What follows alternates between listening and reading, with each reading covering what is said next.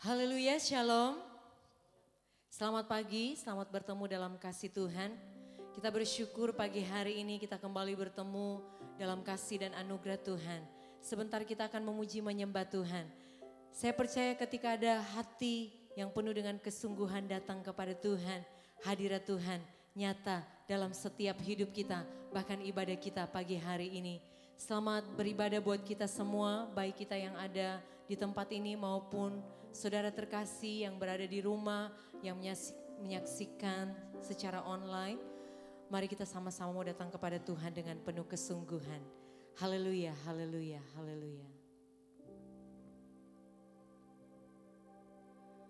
Roh-Mu yang hidup penuhiku, mengalir dalamku. Amin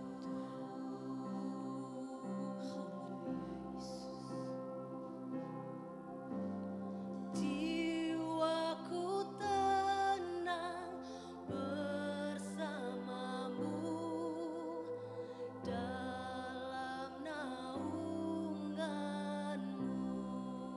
Mari umat Tuhan, kita mau katakan dengan sungguh di hadapan Tuhan. Ku buka hati untuk jamahan-Mu, berserah penuh di hadirat-Mu.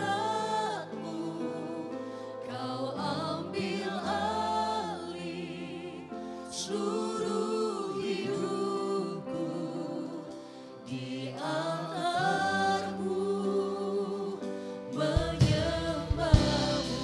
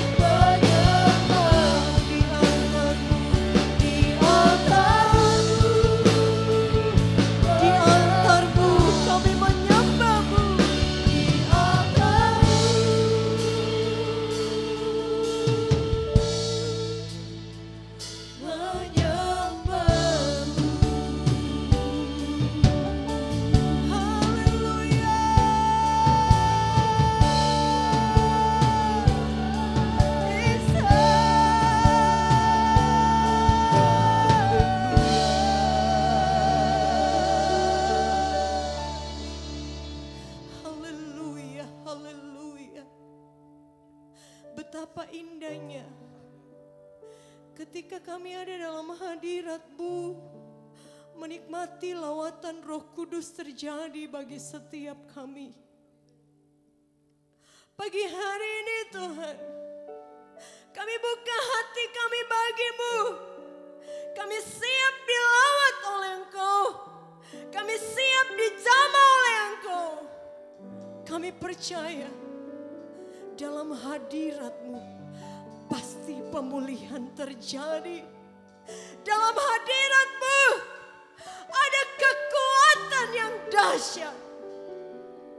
Dalam hadirat-Mu ada karya Tuhan yang luar biasa. Kami percaya di dalam nama Yesus, dari awal pertengahan sampai selesainya ibadah ini, Engkau Tuhan yang ambil alih semuanya. Roh Kudus yang bekerja dalam setiap kami, bahkan sepanjang ibadah kami. Dan semuanya untuk kemuliaan bagi nama-Mu. Mengurapi kami semua Tuhan. Sama-sama kami menikmati sukacita di dalam Engkau. Di dalam nama Tuhan Yesus Kristus kami mulai ibadah kami. Haleluya, haleluya. Amin. Amin. Beri kemuliaan bagi nama Tuhan. Haleluya. Saudara, mari kita satukan hati kita. Kita mau memuji Tuhan, kita mau tinggikan Dia, Allah kita yang perkasa. Haleluya.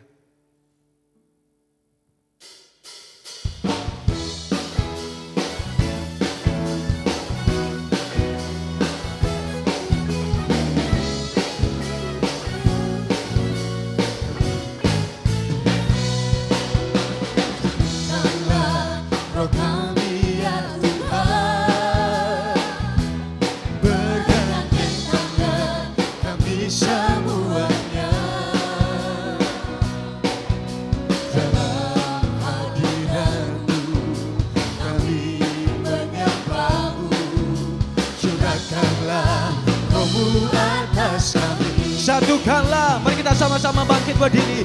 Satukanlah roh kami ya Tuhan. Amin. Bergandeng tangan kami semuanya. Dalam hadirat-Mu kami menyembah-Mu. Curahkanlah roh-Mu atas kami.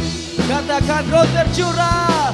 Roh tercurah dari surga, kami bersuka cita. Amin. Roh tercurah dari surga, bangsa-bangsa bersorak. Roh tercurah dari surga, gereja Tuhan dibangkitkan. Roh tercurah dari surga, gereja Tuhan dimenangkan. Semua bangsa-bangsa bahwa Yesus Tuhan. Kita katakan dari awal, satukanlah roh kami ya Tuhan. Bergandeng tangan kami semuanya. Dalam hadirat-Mu kami menyembah-Mu. Curahkanlah roh-Mu atas kami. Roh tercurah dari surga, kami bersuka cita. Haleluya, bangsa-bangsa terima kasih Tuhan. Roh tercurah dari surga, gereja Tuhan dibangkitkan.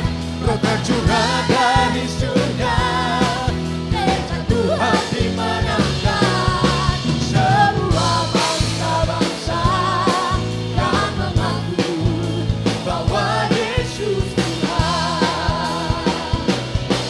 Roh tercurah dari surga, kami bersuka cita.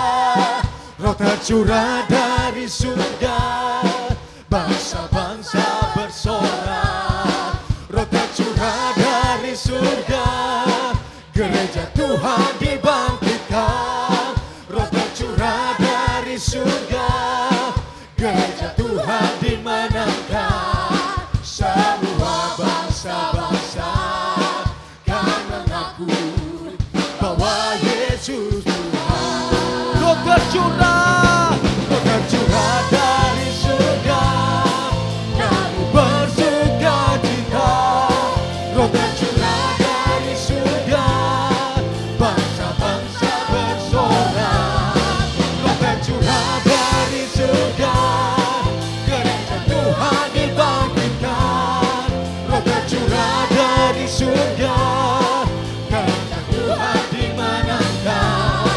Semua bangsa-bangsa akan mengaku bahwa Yesus Tuhan. Semua bangsa, semua bangsa-bangsa akan mengaku bahwa Yesus Tuhan. Semua bangsa-bangsa akan mengaku bahwa Yesus Tuhan. Amin. Anggur baru tercurah di dalam hidup kita. Roh Kudus, amin. Anggur baru tercurah, penuhi umatnya dengan sukacita. Oh, oh. Minyak baru tercurah, urapi umatnya, nyata kuasanya. Roh Kudus.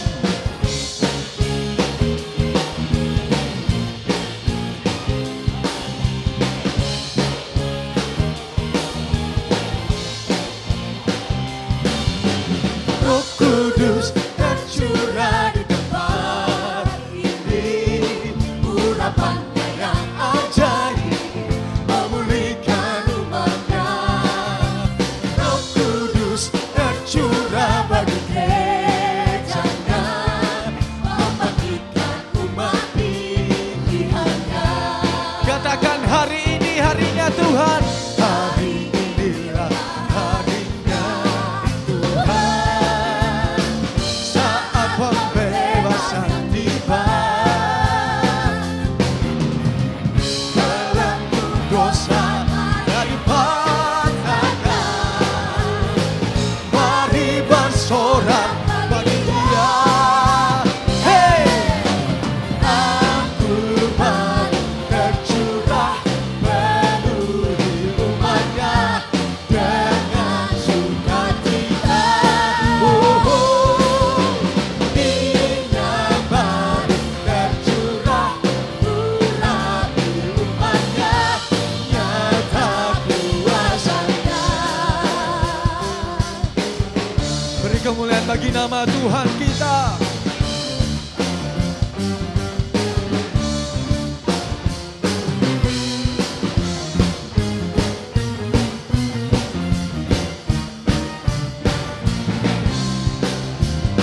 Katakan anggur baru tercurah, penuhi umatnya dengan sukacita. Oh, oh.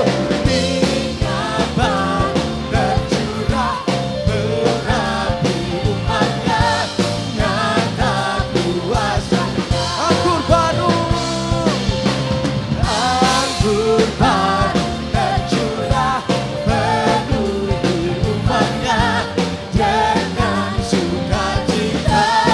Oh, oh. Minyak baru tercurah, urapi umatnya, nyata kuasanya. Nyata kuasanya. Nyata kuasanya. Oh, oh. Haleluya. Pada hari ini Roh Kudus memampukan kita berdiri di hadapan Tuhan untuk menyembahnya. Amin. Dengarkanlah suara nafiri Allah. Haleluya. Mari Bapak Ibu, kita mau angkat pujian kita. Kita mau menerima api kemuliaannya untuk melawat setiap kehidupan kita. Amin.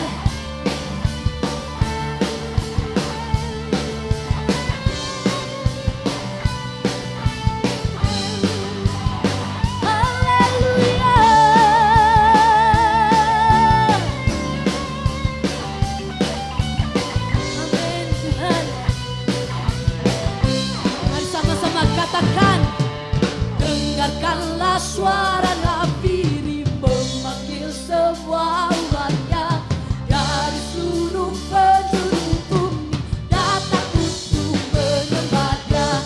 Dengarkanlah suara nafiri memanggil semua umatnya. Dekat Tuhan bersatu kita mengangkat diri panggil. Bersiap maju janganlah lengah, Yesus panglima kita.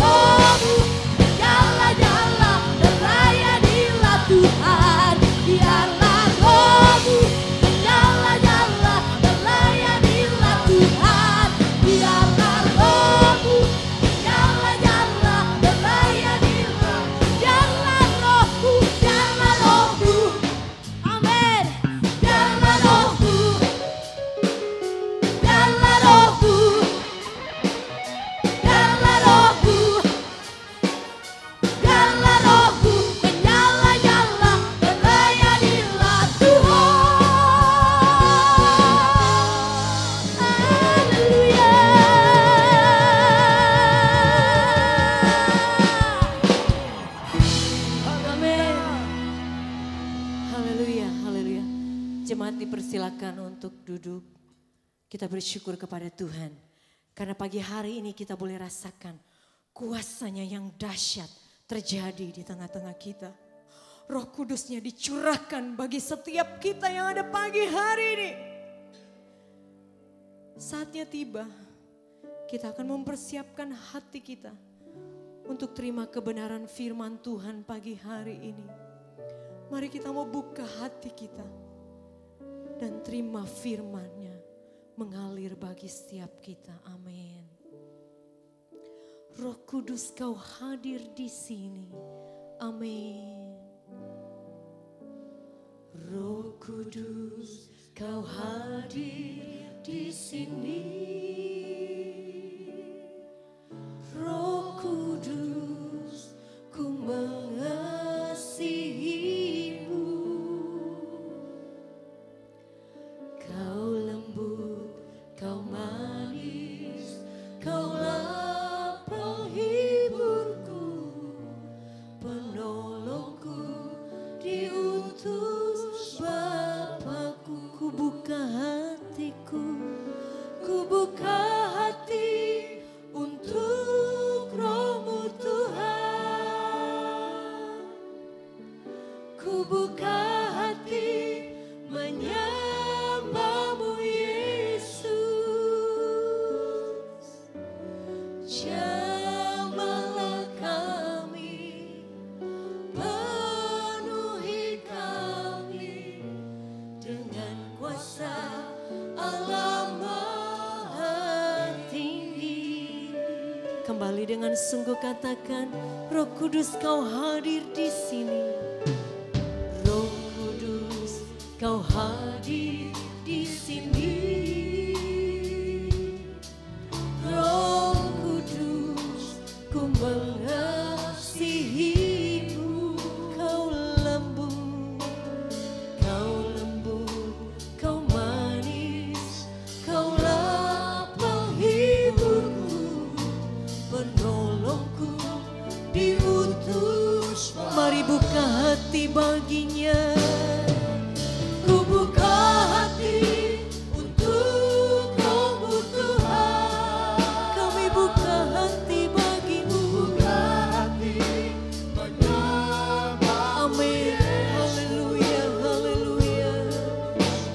Jamahlah kami, penuhi kami dengan kuasa Allah. Kami buka hati bagimu. Ku buka hati untuk Roh-Mu Tuhan. Ku buka hati menyembah-Mu Yesus. Jamahlah kami, penuhi kami dengan kuasa Allah Maha Tinggi. Mari dengan sungguh kita katakan di hadapan Tuhan. Ku buka hati untuk Roh-Mu Tuhan. Ku buka hati menyembah-Mu Yesus. Jamahlah kami, jamahlah kami. Haleluya. Penuhi kami dengan kuasa Allah Maha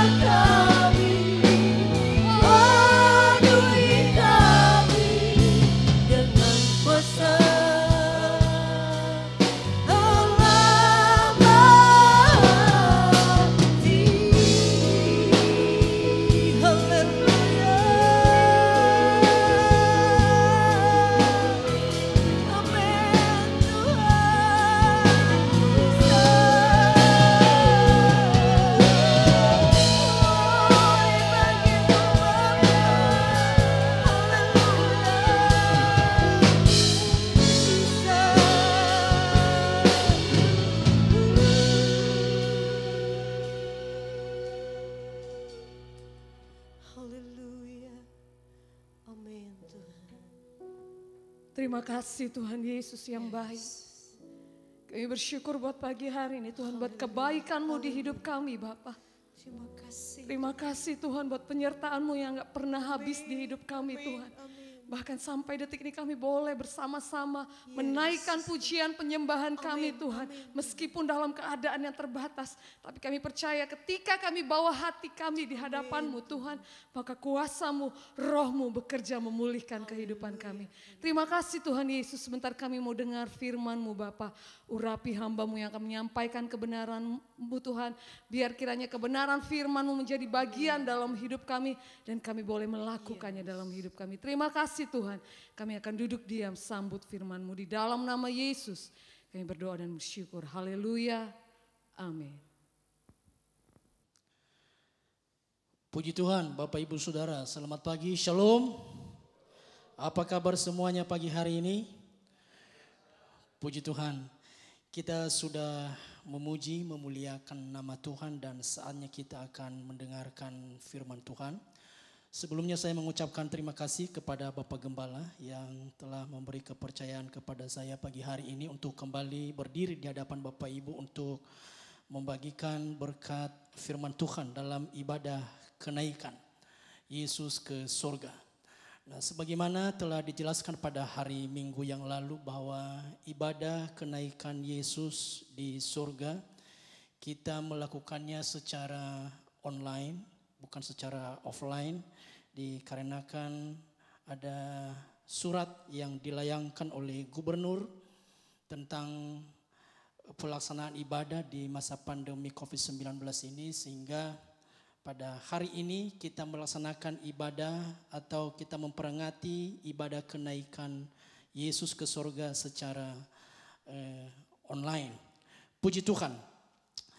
Dan firman Tuhan yang ingin saya bagikan kepada kita dalam ibadah kenaikan Yesus pada saat pagi hari ini, saya tidak berbicara lagi tentang makna dari kenaikan Yesus, maksud atau tujuan dari kenaikan Yesus ke surga, menyediakan tempat bagi kita, Roh Kudus dicurahkan, pekerjaan misinya sudah selesai, dia duduk di sebelah kanan Allah Bapa, dia dimuliakan dan seterusnya. Tetapi pagi hari ini saya akan menyampaikan firman Tuhan yang saya beri judul 4 perkara penting yang dilakukan Yesus pada detik-detik kenaikannya ke surga. Nah, saya mengajak seluruh Bapak Ibu Saudara yang ada di rumah untuk membuka kitab Injil Lukas pasal 24 ayat 44 sampai ayat yang ke-53. Lukas 24 ayat 44 sampai 53. Ia berkata kepada mereka, inilah perkataanku yang telah kukatakan kepadamu ketika aku masih bersama-sama dengan kamu, yakni bahwa harus digenapi semua yang ada tertulis tentang aku dalam kitab Taurat, Musa dan kitab nabi-nabi dan kitab Mazmur. Lalu ia membuka pikiran mereka sehingga mereka mengerti kitab suci. Katanya kepada mereka, ada tertulis demikian, Mesias harus menderita dan bangkit dari antara orang mati pada hari yang ketiga. Dan lagi dalam namanya berita tentang pertobatan dan pengampunan dosa harus disampaikan kepada segala bangsa mulai dari Yerusalem. Kamu adalah saksi dari semuanya ini dan aku akan mengirim kepadamu apa yang dijanjikan Bapakku. Tetapi kamu harus tinggal di dalam kota ini sampai kamu diperlengkapi dengan kekuasaan dari tempat tinggi. Ayat 50, lalu Yesus membawa mereka keluar kota sampai dekat Betania. Di situ ia mengangkat tangannya dan memberkati mereka. Dan ketika ia sedang memberkati mereka, ia berpisah dari mereka dan terangkat ke surga. Mereka sujud menyembah kepadanya, lalu mereka pulang ke Yerusalem dengan sangat bersuka cita.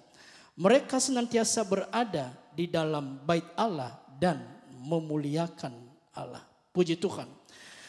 Bapak Ibu Saudara, secara kronologis kenaikan Yesus ke surga itu terjadi 40 hari setelah kebangkitannya dari antara orang mati dan 10 hari sebelum dicurahkannya Roh Kudus ke atas para rasul di Yerusalem yang kita kenal sebagai Hari Raya Pentakosta dalam Kisah Rasul pasal 2.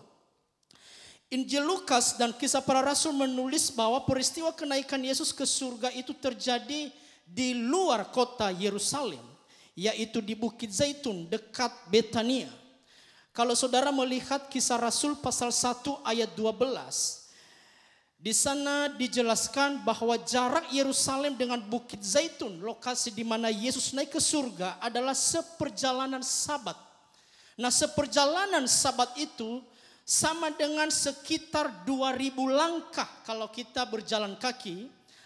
2000 langkah itu sama dengan 1,5 kilometer atau 1 mil. Itulah jarak atau jauh seperjalanan Sabat. Nah, soal kenaikan Yesus ke surga ini, Bapak Ibu Saudara, ada banyak orang atau kelompok tertentu yang menolak peristiwa ini sebagai peristiwa yang real dan nyata dengan mengatakan bahwa kenaikan Yesus ke surga hanyalah sebuah kisah metaforis. Apa kisah metaforis? Kisah yang tidak mempunyai arti yang sebenarnya. Mereka beranggapan bahwa istilah Yesus naik ke surga itu bukan berarti Yesus benar-benar naik ke surga. Itu hanyalah sebuah ungkapan metafora di mana Yesus mengalami peningkatan kualitas diri saja. Ibarat anak sekolah yang naik kelas dari kelas 1 ke kelas 2 atau kelas 2 ke kelas 3. Ia tetap di dalam sekolah itu, ia tidak kemana-mana. Demikian juga dengan Yesus. Waktu dia naik ke surga, ia tidak kemana-mana. Ia hanya mengalami peningkatan kualitas diri. Itu menurut anggapan kaum metaforis. Tetapi benarkah apa yang dipandang oleh kaum metaforis ini, bahwa kenaikan Yesus ke surga hanya sebagai bentuk peningkatan kualitas diri dari Yesus? Nah, ada sejumlah bukti-bukti faktual, saudara, dalam Alkitab yang membuat iman kekristenan kita sampai hari ini tidak pernah tergoyahkan dan tetap meyakini dengan teguh bahwa peristiwa kenaikan Yesus adalah peristiwa yang benar-benar terjadi, real dan nyata, dan bukan kisah metaforis. Nah, bukti-bukti faktual itu antara lain, yang pertama, terangkatnya Yesus ke surga disaksikan oleh banyak saksi mata. Kisah 1 ayat 9 sampai 11. Menurut Ulangan pasal 19 ayat 15 mengatakan bahwa suatu perkara tidak disangsikan jika disertai keterangan 2 atau 3 orang saksi. Nah, waktu Yesus naik ke surga, yang menyaksikan lebih dari 3 orang. Berarti bukti kenaikan Yesus ke surga itu faktual. Yang kedua, bukti faktualnya adalah terangkatnya Yesus ke surga terjadi pada siang hari, yang memungkinkan semua orang yang ada di lokasi kejadian bisa melihat peristiwa tersebut. Kisah Rasul 1 ayat 9. Makanya mereka bisa melihat tiba-tiba awan menutup dia ketika Yesus naik ke surga, lalu Yesus hilang ketika awan menutup dia. Mengapa awan kelihatan? Itu menunjukkan kejadian tersebut siang hari. Bukti berikutnya adalah terangkatnya Yesus ke surga terjadi di ruang terbuka di Bukit Zaitun dekat Betania. Artinya bukan di ruang tertutup, ruang rahasia atau tersembunyi sehingga tidak ada orang yang mengetahuinya. Berikutnya bukti faktualnya adalah terangkatnya Yesus ke surga itu dikonfirmasi oleh Rasul Paulus. Dia mengkonfirmasi kenaikan Yesus kepada jemaat di Roma. Di Roma pasal 10 ayat 6. Kepada jemaat Efesus di Efesus pasal 4 ayat 8 sampai 10. Dan kepada anak rohaninya yang bernama Timotius di 1 Timotius pasal 3 ayat 16. Nah, siapa Rasul Paulus? Rasul Paulus adalah seorang yang terdidik. Dia adalah orang yang cerdas, seorang yang terpandang, yang reputasi dan otoritas kerasulannya itu diakui dan diterima oleh rasul-rasul yang lain di Yerusalem. Sehingga kalau sampai ia mengkonfirmasi hal yang salah, keliru dan tidak benar, bukan saja hanya otoritas kerasulannya yang hancur lebur dan menjadi taruhannya, tetapi juga semua tulisan-tulisannya layak dipunahkan dan dianggap sebagai tulisan bohong atau menyesatkan. Yang artinya tidak mungkin Rasul Paulus berbohong tentang kenaikan Yesus. Bukti faktual berikutnya yang kelima, terangkatnya Yesus ke surga dikonfirmasi oleh malaikat.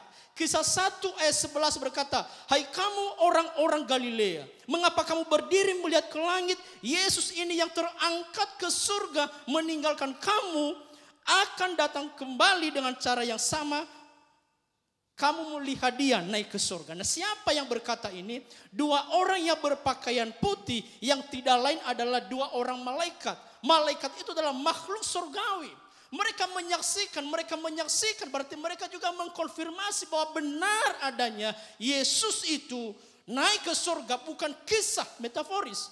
Dan yang terakhir dari bukti faktual tersebut yang membuat iman Kristen tentang kenaikan Yesus tidak pernah tergoyahkan sampai hari ini. Terangkatnya Yesus ke surga dikonfirmasi oleh Roh Kudus. Turunnya Roh Kudus di loteng Yerusalem pada hari Pentakosta adalah konfirmasi faktual yang membuktikan Yesus benar-benar naik ke surga. Karena kenapa? Yesus sebelumnya pernah berkata dalam Yohanes pasal 16 ayatnya yang ke-7. Bahwa jikalau aku pergi, aku mengutus dia. Dia di situ menunjuk kepada Roh Kudus, aku akan mengutus dia kepadamu. Dan ternyata 10 hari setelah Yesus naik ke surga, Roh Kudus itu diutus, Roh Kudus itu dicurahkan. Berarti kehadiran Roh Kudus pada saat itu mengkonfirmasi bahwa memang betul Yesus sudah naik ke surga. Kalau Roh Kudus tidak turun, itu menunjukkan bahwa Yesus belum naik. Nah, itulah bukti-bukti faktual yang diimani oleh orang percaya sampai hari ini.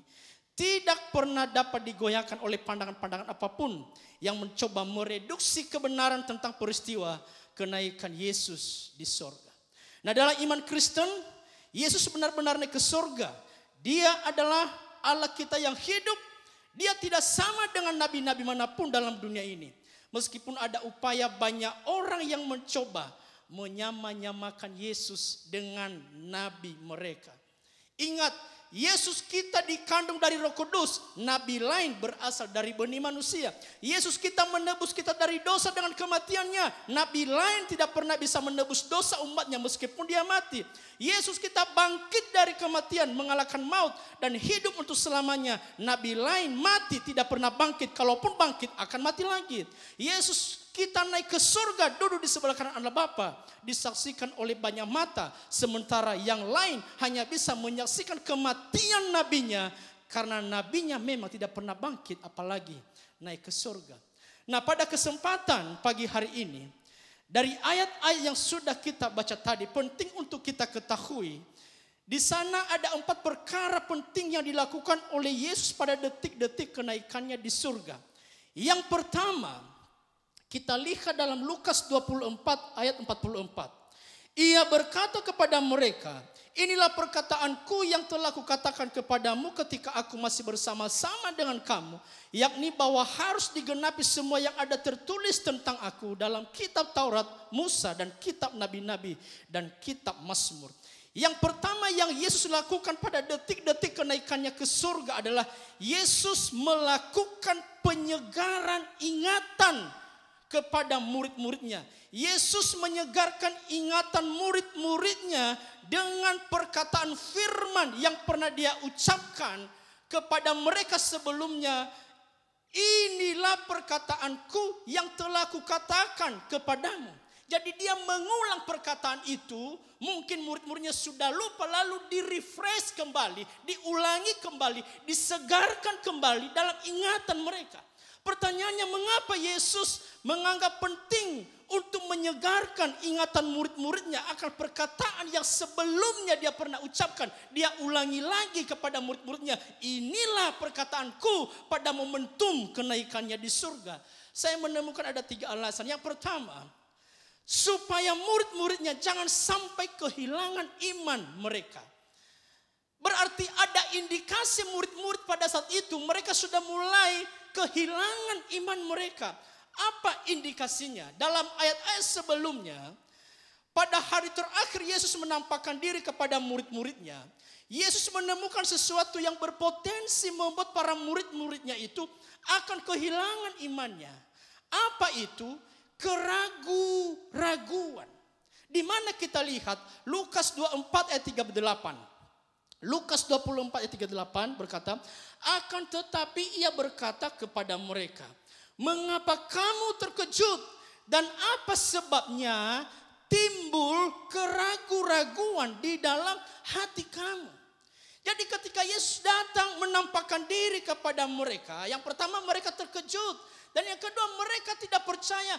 Ada keraguan-raguan di dalam hati mereka. Dan rupanya Yesus menganggap keraguan-raguan yang timbul dalam hati murid-muridnya pada situ adalah hal yang serius yang tidak boleh dibiarkan. Harus segera ditangani, harus segera diatasi, harus segera mereka dibebaskan dari keraguan-raguan itu. Mengapa? Karena keraguan-raguan adalah indikasi seseorang sebentar lagi dia akan kehilangan imannya kepada Tuhan. Nah, mengapa yang Yesus lakukan adalah menyegarkan ingatan murid-muridnya dengan perkataan-perkataan firman yang sebelumnya pernah dia sampaikan kepada mereka sebelum dia mati, sebelum dia bangkit, sebelum naik ke sorga. Inilah perkataanku yang dulu aku pernah ngomong loh sama kamu. Ini perkataanku yang dulu itu. Nah, mengapa itunya dia lakukan? Mengapa dia perlu merefresh, menyegarkan ingatan murid-muridnya? Roma 10 ayat 17. Jadi iman timbul dari pendengaran dan pendengaran oleh firman Kristus. Ini alasannya agar iman para muridnya kembali timbul. Karena mereka sekarang ini sedang hidup dalam keraguan-raguan. Agar iman murid-muridnya dari perkataan firman yang mereka dengar, dari pengulangan yang Yesus lakukan, muncul kembali iman mereka. Hidup kembali iman mereka dari perkataan firman yang diucapkan oleh Yesus. Karena memang iman itu timbul dari pendengaran oleh firman Kristus. Nah, di sini kita melihat cara yang Yesus lakukan untuk menimbulkan iman, untuk menghidupkan iman, untuk memunculkan iman dalam hati murid-muridnya yang sudah mulai ragu dan tidak percaya, yaitu menyegarkan ingatan mereka kepada perkataan firman yang pernah diucapkan oleh Yesus. Nah, saudara, itulah mengapa Alkitab mengajarkan kita bahwa saat mendengar firman, saat firman disampaikan, terimalah firman Tuhan itu dengan lemah lembut. Yang mengerti katakan amin. Mengapa? Yakobus pasal 1 ayat 21 berkata, sebab itu buanglah segala sesuatu yang kotor dan kejahatan yang begitu banyak itu, dan terimalah dengan lemah lembut firman yang tertanam di dalam hatimu. Terimalah dengan lemah lembut. Apa? Firman yang tertanam di dalam hatimu. Nah, apa artinya terimalah dengan lemah lembut firman yang tertanam di dalam hatimu? Artinya jangan mengeraskan hati. Jangan degil hati saat firman itu disampaikan. Mengapa? Yang pertama, kalau kita tadi mulai dalam Yakobus pasal 1 ayat 21, karena firman itu berkuasa menyelamatkan jiwamu. Dan yang kedua, firman itu menimbulkan atau menghidupkan iman dalam hidup seseorang. Sehingga kita tidak akan lagi dikuasai oleh keraguan dan kebimbangan. Munculnya keraguan dan kebimbangan dalam hidup seseorang adalah karena dia kehilangan iman. Dan itu yang terjadi kepada murid-muridnya. Yesus menampakkan diri kok mereka ragu-ragu.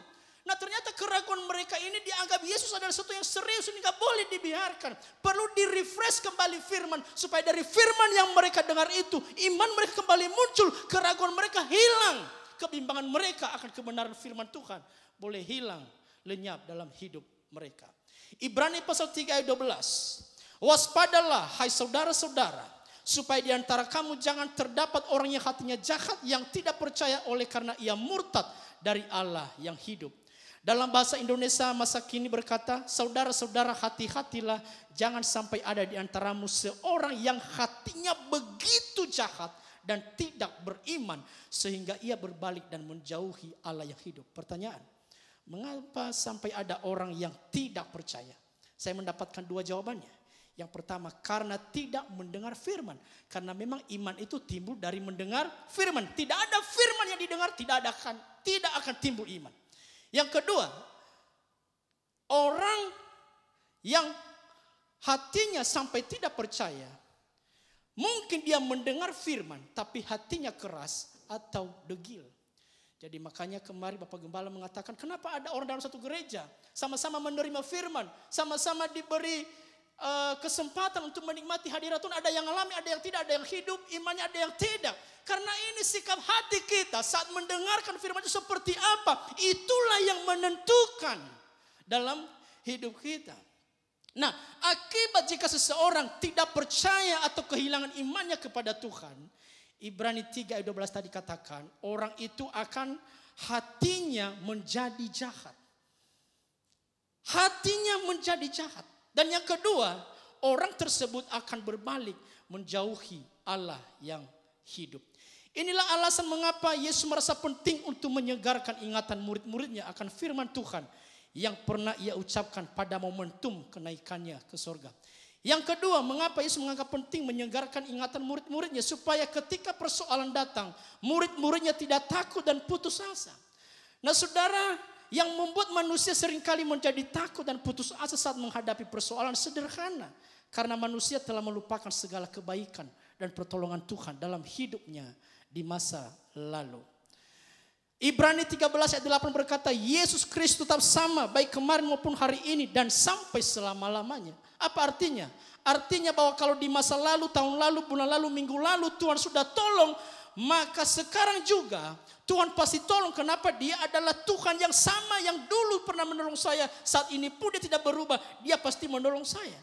Karena dia adalah Allah yang tetap sama baik kemarin, hari ini, sampai selama-lamanya.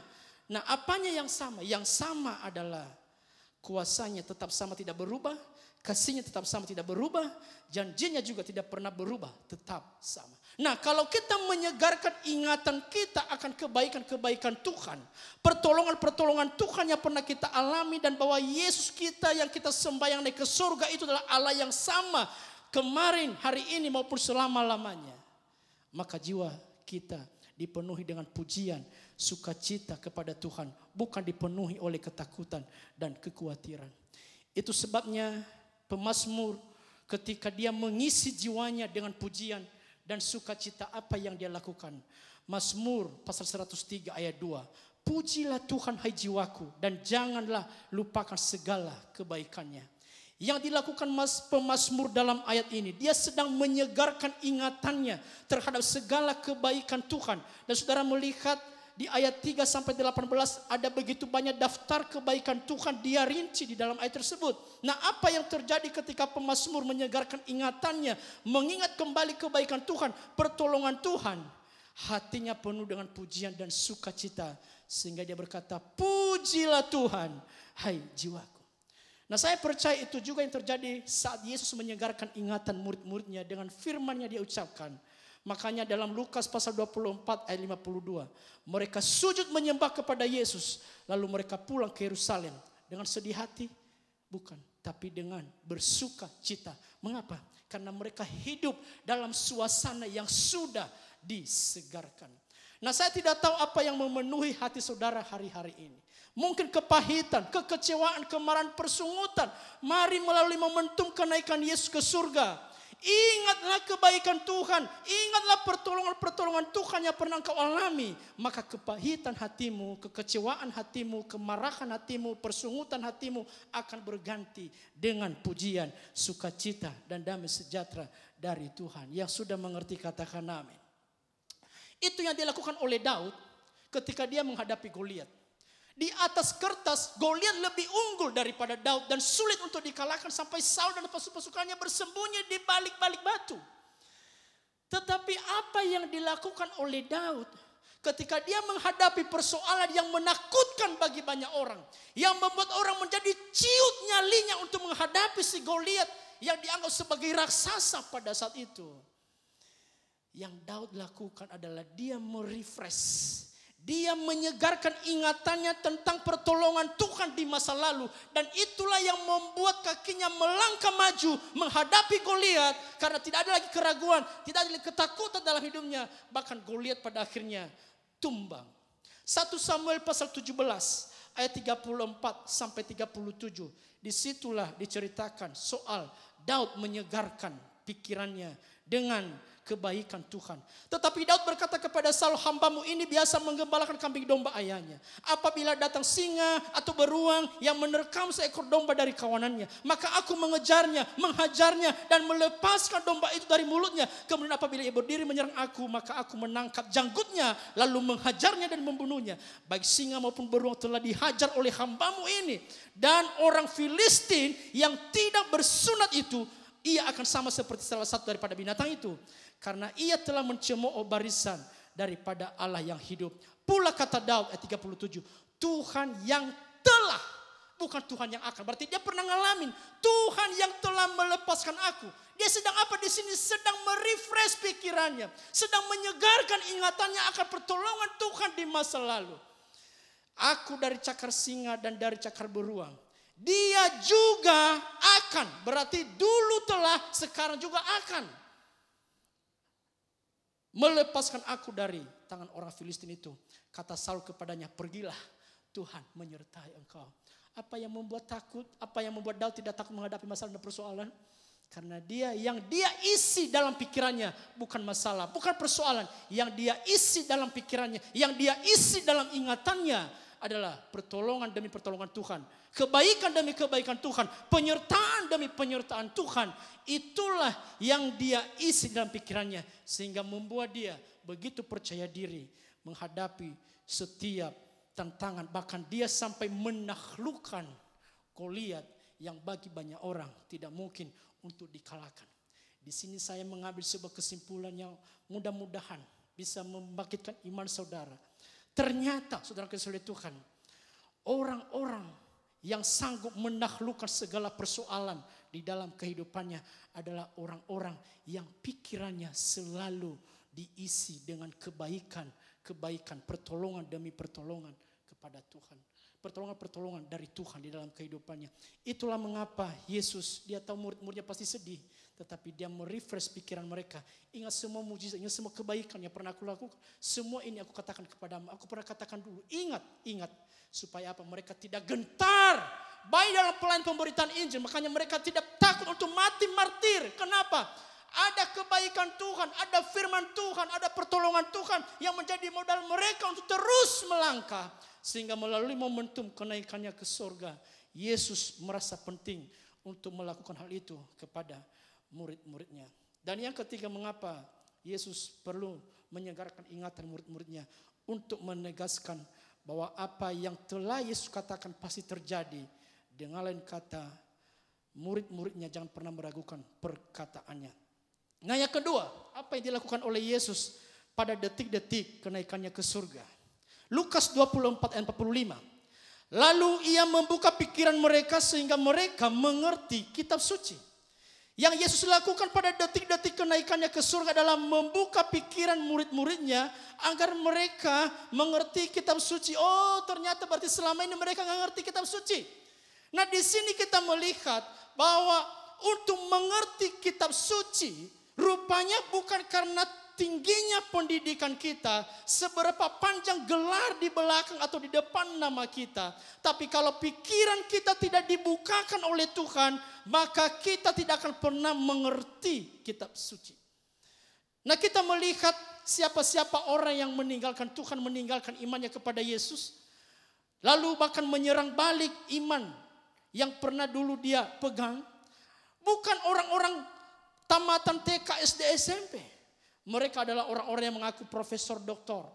Mereka adalah orang-orang yang berpendidikan. Tetapi mengapa mereka berbalik? Karena pikirannya tidak dibukakan. Mereka tidak mengerti. Nah, akibat tidak mengerti kitab suci, menjadi tidak percaya pada kitab suci, akan menghakimi dan melecehkan kitab suci, dan yang ketiga akan kehilangan panduan dalam perjalanan hidupnya. Mudah disesatkan karena enggak ngerti. Mudah dilanda kebingungan karena enggak ngerti. Tidak tahu jalan yang harus dia pilih karena enggak ngerti. Kenapa? Tidak ada panduan. Apa yang membuat dia kehilangan panduan dalam perjalanan hidupnya? Tidak mengerti kitab suci. Dan akibatnya adalah ia menjalani hidupnya dalam kesesatan dunia. Bagaimana untuk mengerti kitab suci? Pikiran perlu dibukakan. Melalui apa pikiran kita dibukakan?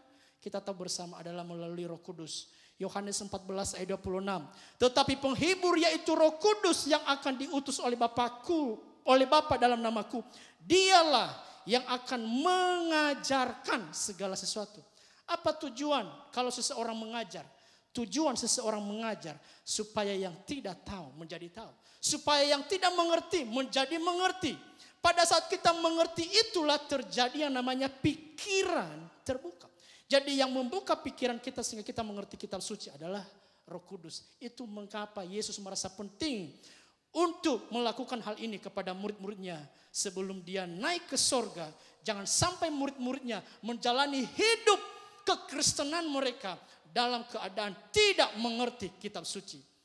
Yang ketiga yang Yesus lakukan pada detik-detik kenaikannya ke surga adalah membuat kenangan atau mengenang. Nah, apa itu kenangan? Dalam Kamus Besar Bahasa Indonesia, kenangan adalah sesuatu yang membekas dalam ingatan. Kalau ada sesuatu yang membekas dalam ingatan berarti sesuatu itu tidak bisa dilupakan karena telah membekas, sangat berkesan.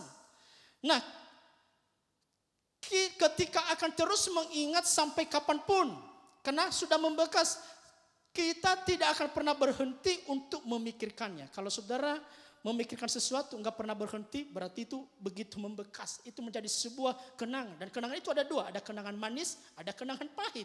Tinggal saudara pilih yang mana yang saudara izinkan menjadi kenangan dalam hidup saudara. Nah, di mana dalam ayat tersebut Yesus menyinggung soal kenangan dalam peristiwa kenaikannya ke surga. Ayat 50, 51 dan 52 Lukas 24. Lalu Yesus membawa mereka keluar kota sampai dekat Betania. Di situ ia mengangkat tangannya dan memberkati mereka. Dan ketika ia sedang memberkati mereka, ia berpisah dari mereka dan terangkat ke surga. Mereka sujud menyembah kepadanya, lalu mereka pulang ke Yerusalem dengan sangat bersuka cita. Yesus membawa mereka keluar kota sampai dekat Betania. Mengapa Yesus memilih lokasi dekat Betania? Mari kita lihat ada beberapa peristiwa yang terjadi di Betania. Yang pertama, di Betania Yesus pernah diurapi oleh seorang wanita dengan minyak yang mahal harganya. Yang kedua, di Betania peristiwa tentang Yesus membangkitkan Lazarus dari kematian. Itu terjadi di Betania. Dan karena peristiwa itu banyak orang yang datang menyaksikan kebangkitan Lazarus dari kematian, menjadi percaya kepada Yesus. Nah, waktu Yesus membawa murid-muridnya keluar kota dekat Betania itu artinya Yesus akan sedang mengingatkan memori murid-muridnya akan peristiwa-peristiwa yang banyak terjadi di sana sebelumnya. Apa yang Yesus sedang tunjukkan? Yang Yesus sedang tunjukkan dalam peristiwa itu adalah yang pertama, bahwa Yesus tidak pernah melupakan semua orang yang telah percaya kepadanya. Dan yang kedua, Yesus sedang menunjukkan bahwa ia tidak pernah melupakan semua kebaikan dan pengorbanan yang dilakukan untuk Tuhan. Seperti yang dilakukan oleh wanita itu di Betania dengan mencurahkan minyak yang mahal. Tidak akan pernah sia-sia dan akan selalu Tuhan kenang di dalam kehidupannya. Nah, itu sebabnya saudaraku yang kasih oleh Tuhan, jangankan pengorbanan kita. Alkitab sendiri berkata sengsara kita Tuhan hitung. Air mata kita dia taruh ke dalam kirbatnya Tuhan. Mazmur 56 ayat 9. Bukankah semuanya telah kau daftarkan? Artinya apa? Tuhan tidak pernah melupakan apapun pengorbanan kita. Air mata yang pernah kita tumpahkan, kita curahkan selama ini di hadapan Tuhan. Semuanya itu Tuhan taruh ke dalam kirbatnya. Artinya Tuhan ingat, Tuhan tidak lupakan. Apa pesannya? Pesannya adalah manusia bisa melupakanmu. Tetapi ingat dalam momentum kenaikan Yesus ke surga hari ini. Mungkin hidupmu tidak dihargai pengorbananmu. Tidak dihargai kebaikanmu oleh orang lain. Tetapi Tuhan, kita yang naik ke surga hari ini, dia tidak pernah melupakannya. Dia menjadikan sebuah kenangan yang terus dia ingat. Itu sebabnya Ibrani 13 ayat 5-6 berkata, aku sekali-kali tidak akan membiarkan engkau dan aku sekali-kali tidak akan meninggalkan engkau. Saya tidak tahu seperti apa hidup saudara. Mungkin sudah mulai tertekan frustasi. Mungkin saudara ditinggalkan, dilupakan. Saudara melakukan kebaikan tidak dihargai. Ingat, Yesus selalu menghargai semua apa yang telah engkau lakukan kepadanya. Nah, itu sebabnya pada saat pagi hari ini, biarlah apapun yang engkau lakukan selama ini, jangan pernah engkau merasakan itu sia-sia di hadapan Tuhan. Yang terakhir yang Yesus lakukan di detik-detik kenaikannya ke surga. Yang keempat, memberkati. Lukas 24 ayat 50. Lalu Yesus membawa mereka keluar kota sampai dekat Betania. Di situ ia mengangkat tangannya dan memberkati mereka. Dan ketika ia sedang memberkati mereka, ia berpisah dari mereka dan terangkat ke sorga. Yesus memberkati. Berkat itu adalah karunia Tuhan yang mendatangkan kebaikan, keselamatan, keberuntungan, kebahagiaan, kedamaian, kesehatan, dan kesejahteraan dalam kehidupan manusia. Berarti ketika Yesus memberkati murid-muridnya, berarti mereka mengalami karunia Tuhan yang mendatangkan kebaikan, keselamatan, keberuntungan, kebahagiaan, kedamaian, kesehatan, dan kesejahteraan dalam kehidupan mereka. Pertanyaannya adalah, mengapa Yesus memberkati murid-muridnya pada momentum kenaikannya ke surga, atau apa maksudnya? Saya temukan ada dua. Yang pertama, untuk mengkonfirmasi kepada murid-muridnya bahwa mereka tidak lagi hidup di bawah hukum kutuk, tetapi mereka hidup di bawah hukum berkat, yaitu hukum kasih karunia. Dan yang kedua, mengapa Yesus mengangkat tangannya pada momentum kenaikannya ke surga memberkati murid-muridnya, adalah untuk menunjukkan bahwa tugasnya sebagai imam besar untuk melakukan pelayanan penebusan atau pendamaian sudah selesai. Di dalam perjanjian lama, jika imam besar telah selesai melakukan upacara korban penghapus dosa, yang dia lakukan selanjutnya adalah mengangkat tangannya untuk memberkati bangsa Israel. Dan ini mengangkat tangan untuk memberkati tidak boleh dilakukan sebelum selesai, harus sesudah selesai. Imamat pasal 9 ayat 22, di situ kita mendapatkan penjelasannya. Harun mengangkat kedua tangannya atas bangsa itu lalu memberkati mereka. Kemudian turunlah ia, kapan? Setelah mempersembahkan korban penghapus dosa, korban bakaran, dan korban keselamatan. Jadi waktu Yesus mengangkat tangannya memberkati murid-muridnya pada momentum kenaikannya, Yesus berkata, semua urusan dosa sudah selesai. Dan itu yang dia katakan di atas kayu salib, salah satunya adalah tetelestai, sudah selesai. Artinya kita hidup dalam kemerdekaan, kita hidup di dalam keselamatan. Tidak ada lagi hukuman yang akan membebani hidup kita. Nah, ada konsekuensi dari kita menerima berkat kenaikan ini adalah, ini ayat penutup. 1 Korintus pasal 6 ayat 20. Sebab kamu telah dibeli dan harganya telah lunas dibayar. Karena itu muliakanlah Allah dengan tubuhmu. Itulah yang dikonfirmasi oleh Yesus ketika dia memberkati murid-muridnya pada momentum kenaikannya. Kenapa? Karena pada saat itu beda berkatnya dengan sebelumnya. Kalau sebelumnya Yesus memberkati murid-muridnya dengan tangan yang belum tembus dengan paku yang berlobang, dengan tangannya berlobang dengan paku. Tapi pada saat kenaikannya ke surga, yang dia gunakan adalah tangan yang sudah berlobang paku untuk menunjukkan bahwa kamu telah dibeli, harganya telah lunas dibayar, semua urusan sudah selesai. Sekarang muliakanlah Allah dengan tubuhmu. Muliakanlah Allah dengan tubuhmu, artinya jangan kita menggunakan anggota-anggota tubuh kita kepada dosa. Biarlah pada momentum ibadah atau memperingati kenaikan Yesus pada pagi hari ini boleh membawa kehidupan saudara semakin hari semakin berkenan kepada Tuhan. Ingat, selalu segarkan ingatanmu dengan firman Tuhan dan kebaikan Tuhan, maka engkau akan melihat masa depanmu akan penuh dengan sukacita dan damai sejahtera. Puji Tuhan, Tuhan Yesus memberkati. Mari kita bangkit berdiri semua. Kita akan tutup ibadah kita pagi hari ini.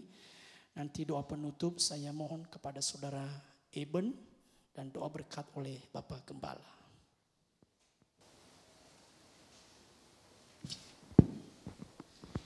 Tuhan Yesus, terima kasih Tuhan buat berkat firman-Mu Tuhan pada pagi hari ini. Tuhan yang sangat memberkati kami Bapa. Kiranya Bapa, kami tidak menjadi pendengar Bapa, tapi kami dapat melakukan di hidup kami sehari-hari Bapa. Ya Bapa, kiranya Bapa sebelum kami mengakhiri ibadah kami ini Tuhan, kiranya Tuhan terus memberkati kami Tuhan, sepanjang kehidupan kami Tuhan, sepanjang hari Tuhan. Kami serahkan sampai dalam Bapa. Hai dalam Yesus Kristus, kami bersyukur, haleluya. Akhirnya terimalah berkat dari Allah Bapa. Rahmat cinta kasih dari Yesus Kristus, bimbingan dan persekutuan dari kuasa Roh Kudus menyertai kita sekalian saat ini, esok, sampai selama-lamanya. Haleluya, haleluya, amin. Tuhan berkati. Nanti malam kita mulai ibadah 10 malam. Bergantian nanti malam Pak giliran kaum muda. Besok kaum bapak, kaum ibu dan seterusnya. Sampai 10 malam. Tuhan berkati.